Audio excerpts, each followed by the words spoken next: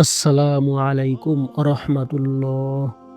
সুপ্রিয় দর্শকবৃন্দ, আজকে আপনাদের সামনে এমন একটি ঘটনা নিয়ে হাজির হয়েছি যা আপনাদের হৃদয়কে কাঁপিয়ে দেবে।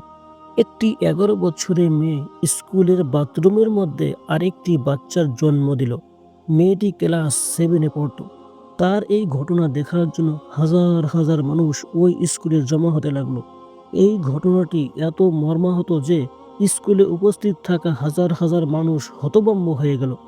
তবে সকলেরই মাঝে একটা প্রশ্ন, যে স্কুল পড়ুয়া এত ছোট মেয়ের সাথে এ ঘটনা কিভাবে ঘটলো বা কে ঘটালো, এবং এই মেয়েটি বাচ্চা জন্ম দেওয়ার পরে তার কি হয়েছিল। আমি 100% গ্যারান্টি দিচ্ছি, এ ঘটনাটি আপনি সম্পূর্ণ শোনার পরে হতভম্ব না হয়ে পারবেন না। আমাদের আজকের এই ভিডিওটি শুধুমাত্র শোনার জন্য নয়, বরং প্রত্যেকটা পরিবারের জন্য একটা শিক্ষণীয় বিষয়। বিশেষ করে যাদের পরিবারের মেয়ে আছে এবং যে সমস্ত মেয়েরা স্কুল কলেজে লেখাপড়া করে, তারা অবশ্যই ভিডিওটি শেষ পর্যন্ত দেখবেন এবং শিক্ষা গ্রহণ করবেন। তাই আমি আপনাদেরকে অনুরোধ করে বলছি, আপনারা ভিডিওটি দেখুন এবং আপনার পরিবারের নিকট শেয়ার করে দিন, যাতে করে প্রত্যেকে সচেতন হতে পারে এবং এরকম ভুল থেকে প্রত্যেকে যেন বাঁচতে পারে এবং আপনার সন্তানরাও যেন এরকম ভুল থেকে মুক্তি পেতে পারে। তাই চলুন আর দেরি না করে মূল ঘটনাটি আলোচনা করা যাক। এই ঘটনাটি সেই স্কুলের এক কর্মকর্তা এবং এক শিক্ষিকার নিজের মুখ থেকে শোনা। তাহলে চলুন তার নিজের মুখের ভাষ্য অনুযায়ী ঘটনাটি শোনা যাক। এই মহিলাটি বলল, এই ঘটনাটি আমার নিজেরই দেখা এবং নিজেরই অভিজ্ঞতা থেকে বলছি। প্রতিদিনের মতো সেই দিনও আমি সকলের আগে স্কুলে পৌঁছাই, কিন্তু তখনও স্টাফ রুম একেবারে ফাঁকা, চারপাশে নীরব, কোনো মানুষজন নেই। আমার আসার পথে রাস্তার দুপাশের দোকানগুলি খোলা এবং যার যার কাজে প্রত্যেকে ব্যস্ত, এবং আমার স্বামী প্রত্যেক দিনের মতো সেই দিনও আমাকে স্কুলে পৌঁছে দিয়ে তার কর্মস্থলে চলে গেলেন। তাই আমি একা একা স্কুলে বসে থাকলাম এবং সেই দিন আমার প্রচণ্ড পেটে ব্যথা শুরু করলো। তখন মনে করলাম ওয়াশরুমে চলে গিয়ে বোরকাটা খুলি, হয়তো ওখানে গেলে কিছুটা স্বস্তি পাবো। এই কথা ভেবে আমি স্টাফদের রুমের দিকে অগ্রসর হলাম এবং তখন পেটে আরও বেশি ব্যথা শুরু করলো। আমি ভাবলাম মনে হয় আমার পিরিয়ডের সময় হয়ে গেছে। আর সব সময় আমার ব্যাগের মধ্যে 2-1টা প্যাড থাকতো, না জানি কখন কি হয়ে যায়। কিন্তু সেদিন ভাগ্যক্রমে আমার ব্যাগে একটি প্যাড ছিল। তখন আশেপাশে তাকিয়ে দেখি কেউ স্কুলে আসে নাই। তাই শিক্ষকদের ওয়াশরুমে না গিয়ে ছাত্রীদের ওয়াশরুমে গেলাম, যাতে সমস্যার সমাধান তাড়াতাড়ি হয়ে যায়। সুপ্রিয় দর্শক, কিন্তু ওয়াশরুমে যা দেখলাম তাতে আমার সমস্ত শরীর অবশ হয়ে গেল এবং আমার চিৎকার শুনে সমস্ত স্কুলের ভিতরে এবং সমস্ত এলাকার মধ্যে একটা হই হুল্লোড় শুরু হয়ে গেল এবং এই ঘটনা শুনে প্রত্যেকের মাথায় যেন বাজ পড়ে গেল। এ ঘটনা দেখে আমি নিজেই বুঝতে পারছি না যে আমি কি করব। ইতিমধ্যে সমস্ত শিক্ষক শিক্ষিকারা এবং স্কুলের ছাত্রীরা চলে আসলো। সকলে শুনে হতভম্ব হয়ে গেল। একটা এমন কাহিনী বা এমন ঘটনা ঘটে গেল সকলের নিকট অবিশ্বাস্য, যে এমন ঘটনা আমাদের এই স্কুলে ঘটতে পারে, কেউই বিশ্বাস করতে পারছে না। তারপরে স্কুলের প্রিন্সিপাল এক কর্মচারীকে ডেকে সেই ওয়াশরুমে পাঠালেন। তখন সেই কর্মচারী কিছুক্ষণ পর কাপড় দিয়ে নাক মুখ ঢেকে চলে আসলেন এবং তার চেহারায় আতঙ্কের ছাপ। তার চেহারায় এমন আতঙ্কের ছাপ যেন কেউ কিছু জিজ্ঞেস করার সাহস পাচ্ছিল না। তখন প্রিন্সিপাল সাহেবা আরেকটা মেয়ে কর্মচারীকে ডেকে সেই ওয়াশরুমে পাঠালেন। তখন সেই কর্মচারী যে দেখে একটি মেয়ের করুণ অবস্থা, তখন সে এসে প্রিন্সিপাল সাহেবকে বলল। তখন প্রিন্সিপাল তাকে তার রুমে নিয়ে আসার জন্য অনুরোধ করা হলো। তারপরে আরও কয়েকজন মহিলা গিয়ে সেই ওয়াশরুম থেকে ওই মেয়েটিকে নিয়ে প্রিন্সিপালের রুমে নিয়ে আসলেন।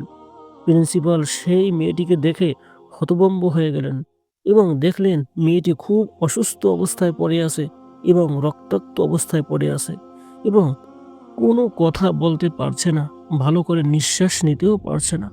তখন কর্মচারীকে বললেন, এই ঘটনা যদি পুলিশি কেসের দিকে নিয়ে যাওয়া হয় তাহলে স্কুলে বদনামে শেষ হবে না। প্রিয় দর্শক, তাই তাকে সেই মুহূর্তে হাসপাতালে নিয়ে যেতে হবে।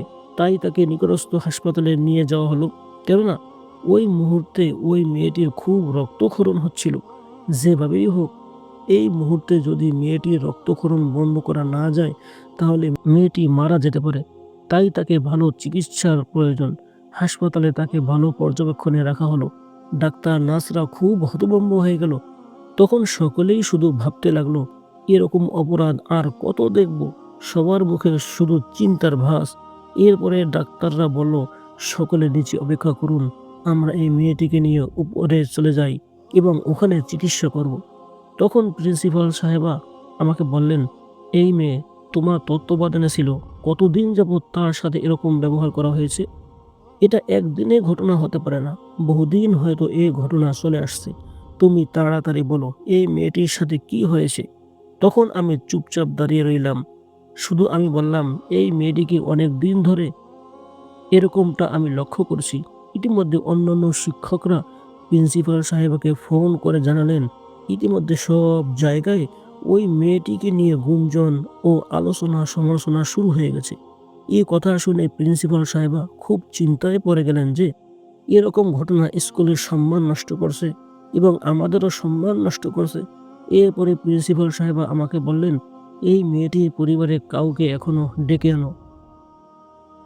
এই মেয়েটির নাম ছিল জয়নাব। আমি তার মাকে ডেকে আনলাম। এই মেয়েটির আর কোনো আত্মীয় স্বজন ছিল না, তার কোনো বাবা ছিল না, তার কোনো ভাই বোন ছিল না। একমাত্র তার ছায়া হিসেবে থাকলো তার মা। তার মাকে তখন ডেকে আনা হলো এবং তার মা যখন হাসপাতালে গেল, এ ঘটনা দেখে তিনি জোরে জোরে হাউমাউ করে কাঁদতে লাগলেন। তখন সে আমাদেরকে দোষারোপ করতে চাইল, এর জন্য নাকি আমরা শিক্ষক শিক্ষিকারাই দায়ী। আশপাশের লোকজন জড়ো হতে লাগলো এবং এই ঘটনা একটা নাটকীয় রূপ নিল। প্রিন্সিপাল সাহেবা তার মাকে শান্ত হওয়ার আশ্বাস দিলেন এবং বললেন, যদি পরিবেশ এরকম ঘোলাটে করেন তাহলে আপনার ইজ্জত সম্মানের হানি হবে, আপনার মেয়ের সম্মানের হানি হবে, আমাদেরও ইজ্জতের সম্মান হানি হবে। তাই ধৈর্য ধারণ করুন এবং দেখি কোনো একটা সমাধান করা যায় কিনা। প্রিন্সিপাল সাহেবা আমাকে বললেন, তুমি বলো এখানে কি হয়েছে। তখন আমার মুখ থেকে কোনো কথা বের হচ্ছে না, বরং আমি ভয় পেয়ে গেলাম। যখন ওয়াশরুমে আমি গিয়ে তার রক্তাক্ত শরীর এবং রক্তাক্ত জামা দেখলাম, তাই আমি কি বলবো বুঝে উঠতে পারছি না। কেননা আমি ঘাবড়ে গিয়েছি, আমি নিজেও ঘাবড়ে গেলাম। তারপরে আমি রিক্সা করে বাড়ি চলে গেলাম এবং গোসল করে আবার আমি হাসপাতালে চলে আসলাম। হাসপাতালে এসে দেখলাম জয়নাব আগের চাইতে অনেকটা সুস্থ, কিন্তু এখন পর্যন্ত চোখ খোলেনি। আমি জয়নাবকে দেখতে চেয়েছিলাম, কিন্তু ডাক্তাররা দেখতে দেয়নি। তখন জয়নাবের মা আমার দিকে আসলো এবং আমাকে জড়িয়ে ধরে ফুঁফিয়ে ফুঁফিয়ে কাঁদতে লাগলো এবং সে বলল, আমি একজন বিধবা মহিলা, আমি অন্যের বাসায় কাজ করি। আমি মনে করেছিলাম আমার মেয়েটা স্কুলে লেখাপড়া করে ভালো মানুষ হবে, বড় চাকরি করবে, কিন্তু আজকে কি হয়ে গেল কিছুই বুঝতে পারছি না। এই কথা বলে শুধু কাঁদে আর বলে, হায় রে কপাল, আমার মেয়ে স্কুলে এতটা নির্যাতিত হবে এটা কখনো বুঝতে পারি নাই। তখন আমি তাকে বললাম, আপনি এটা কি করে জানলেন যে এটা এই স্কুলেই হয়েছে, এ ঘটনা এই স্কুলেই সংঘটিত হয়েছে? তখন সে বলল, আমার মেয়ে বেশ কিছুদিন ধরে স্কুলকে ঘৃণা করে এবং আমাকে বলে আমার স্কুলে যেতে ভালো লাগে না। যখন স্কুল ড্রেস পরতো তখনও সে স্কুল ড্রেসকে ঘৃণা করত। যখন স্কুল ড্রেসকে আমি ধুয়ে দিতাম তখনও সে স্কুল ড্রেসকে ঘৃণা করত। তবু সে কেঁদে ফেলতো। স্কুলের কথা শুনলেই ওর মনটা খারাপ হয়ে যেত। কিন্তু আমি বুঝতে পারিনি, মনে করেছি হয়তো এখন ছোট তাই স্কুলে যেতে চাচ্ছে না। এখন ছোট তাই স্কুলে যেতে চাচ্ছে না, বড় হলে ঠিক হয়ে যাবে। আমি ওখান থেকে বাড়িতে চলে আসলাম।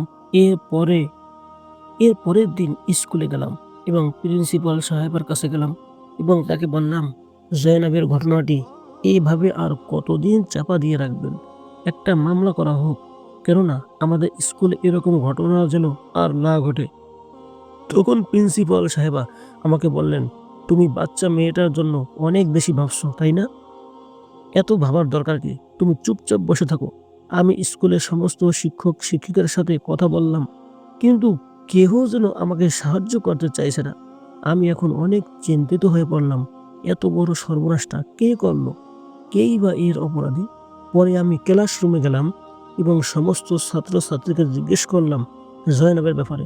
ওরা সকলে বলে কিছুদিন থেকে ওর মনটা যেন কেমন চিন্তিত চিন্তিত, কেমন যেন স্কুলে আসতে চাচ্ছে না, স্কুলে ওর জন্য ভালো লাগে না। এছাড়া আমরা বেশি কিছু জানতাম না। এর কিছুক্ষণ পরে তার এক বান্ধবী সে বলল, কয়েক মাস আগে আমাদের এক সহকারী শিক্ষক ক্লাসে বসে জয়নবকে বলল, যখন স্কুল ছুটি হয়ে যাবে তুই এখানে বসে থাকবি, বাড়িতে যাবি না। এরকম মাঝে মাঝে জয়নবকে বলতো ছুটির পর এখানে থাকতে। তখন থেকে ও যেন কেমন করতেছে, তখন থেকে ওর মনটা খারাপ দেখে আবার মাঝে মাঝে সে থেকে যেত। আমরা জানি না ওর সাথে কি হয়েছে। শুধু এই ঘটনা, শুধু কি জয়নবের সাথে এরকম করা হয়েছে, নাকি আরো অনেক মেয়ের সাথে হয়েছে? এরকম সে কত মেয়ের ইজ্জত নষ্ট করেছে, কত মেয়েকে এত বড় ক্ষতি করেছে। এগুলো মেয়ের আর্তনাদ কে শুনবে? শোনার কি কেউ আছে? এরপরে আমি সেই সহকারী শিক্ষকের স্টাফে রুমে রাখলাম এবং তাকে জিজ্ঞেস করলাম জয়নবের ব্যাপারে সে কিছু জানে কিনা। তখন সেই শিক্ষক বলল, কেন আপনি আমাকে সন্দেহ করছেন? আমি বললাম, সন্দেহ করছি না, কিন্তু আপনি মাঝে মাঝে জয়নবকে স্কুল ছুটির পরে রেখে দিতেন, তাই আমার মনটাকে ভাবিয়ে তুলেছে। তখন শিক্ষক বলল, দেখুন ম্যাডাম, গত ৫ মাস আগে আমার স্ত্রীও একটা সন্তান জন্ম দিয়েছে। আমি একজন মেয়ের বাবা, তাই সমস্ত ছাত্রছাত্রীদের দেখাশোনার ভার আমার এবং আমি তাদের গার্ডিয়ান। আমার কাছে আমানত। এরকম কাজ আমি করতে পারি না। আমার সমস্ত ছাত্রছাত্রীর কাছে একটু ফ্রি একটু ফ্রি ছিলাম, যাতে ওদের সমস্ত প্রশ্ন আমার কাছে করতে পারে। কেননা সাধারণত মেয়েরা পুরুষ শিক্ষকের কাছে কোনো প্রশ্ন করতে সাহস পায় না বা দ্বিধাবোধ করে। আমি কিছুদিন ধরে দেখলাম জয়নবের মনটা খুব খারাপ। জয়নব কম্পিউটারে খুব পারদর্শী ছিল, তাই আমি ওর মনটাকে ভালো করার জন্য স্কুল ছুটির পরে ওকে থাকতে বলতাম এবং কম্পিউটার চালাতে বলতাম, হয়তো ওর মনটা ভালো হয়ে যাবে। আমি এই জন্য তাকে ক্লাস ছুটির পরে বসতে বলতাম, কিন্তু ওর এই বিষয়টা আমি কখনো বুঝতে পারি নাই। আমি মোটেও বুঝতে পারছি না, তাহলে সত্যি যদি এই শিক্ষক এই কাজ না করে থাকেন, তাহলে এই কাজটা কে করলো?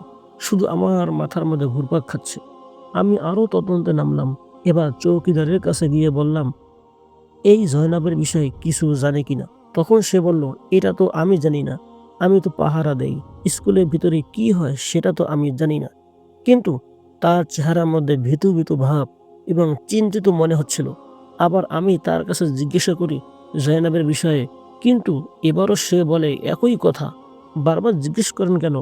এই সমস্ত বিষয়ে আমি কিছুই জানি না। তখন আমি খুব চিন্তিত হয়ে পড়লাম, কে এই কাজটা করতে পারে। আমি আবার সেই পাহারাদারের কাছে গেলাম এবং তাকে খুব অনুনয় বিনয় করলাম যে, আপনি বলুন, আপনার কোনো ভয় নেই, আমি আপনাকে কিছু টাকাও দেব, কিন্তু আপনি সত্য করে বলেন সেই দিন কম্পিউটার রুমে কি হয়েছিল। তখন চৌকিদার বলল, সেই দিন স্কুল ছুটির পরে সহকারী শিক্ষক আমাকে পাহারা দিতে বললেন এবং ওই শিক্ষক জয়নবের সাথে অনৈতিক কাজ করছে এবং দরজা তালা মারিয়ে ভিতরে বসে খুব নির্যাতন করছে। এরকম মাঝে মাঝে তার সাথে এরকম নির্যাতন করত এবং অন্যান্য পাহারাদাররাও তার সাথে এরকম নির্যাতন করত। তাই সে গর্ভবতী হয়ে ৫ মাসে অসম্পূর্ণ সন্তান জন্ম দিল। এ কথা শুনে কেমন যেন আমার মাথায় আসমান ভেঙে পড়ল। এরপরে সেই শিক্ষকের কাছে আমি আবার গেলাম, কিন্তু সে দেখে সে খুব ভীত অবস্থায় আছে এবং মনে হচ্ছে সে যেন পালিয়ে যাবে কোথাও। কিছুদিনের মধ্যে সেও পরিবার পরিজন নিয়ে গ্রাম ছেড়ে পালিয়ে গেল। এটিকে আমি প্রিন্সিপালের অনুপস্থিতিতে অন্যান্য শিক্ষক শিক্ষিকাদের সাথে আলোচনা করলাম। সকলকে বললাম যেন এই অপরাধের একটা বিচার করা হয়, কিন্তু সকলে বলল এ নিয়ে বাড়াবাড়ি করার কোনো দরকার নাই, এর বিচার করলে কি হবে? তাহলে কি হয়ে গেল? দেশে কি কোনো বিচার নেই? এই মেয়েটির অবস্থা কি হবে? মেয়েরা শুধু নির্যাতিত হবে, এর কি কোনো বিচার হবে না? এই অসহায় মেয়ের সাথে কেউ কি নেই? কি তার ন্যায় বিচার সে পাবে না? এদিকে প্রিন্সিপাল সাহেবা কেমন মানুষ, কোনো একটা বিচার না করে হজে চলে গিয়েছেন। এরকম হজ করলে বা কি হবে? তিনি একজন নারী হয়ে নারীর বিচার কেন করলেন না? কেন চাচ্ছেন না? আমাদের প্রত্যেকটা পরিবারের মা বাবার উচিত ছেলে মেয়েদের ব্যাপারে খোঁজ খবর নেওয়া। তাই স্কুলে যাচ্ছে নাকি কলেজে যাচ্ছে বা কোথায় যাচ্ছে এগুলা আমার আপনার জানা